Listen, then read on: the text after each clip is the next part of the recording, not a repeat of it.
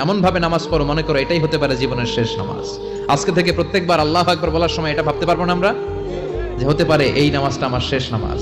এই চিন্তাটা মাথার মধ্যে রাখার দরকার আছে না নাই?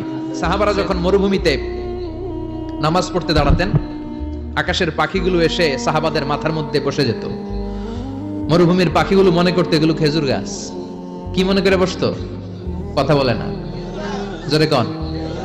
আছে এলাকা আছে খেজুরের রস হয়? হ্যাঁ হইছে? খাইছেন?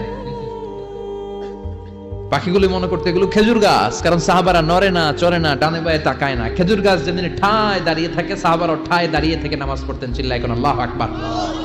তাহলে মনোযোগ বৃদ্ধির 1 নাম্বার পদ্ধতি, মুসল্লায় যখন দাঁড়াবো ভাববো এটাই আমার জীবনের শেষ নামাজ, এরপরে হয়তো নামাজের সুযোগ নাও পেতে পারি, ঠিক কিনা?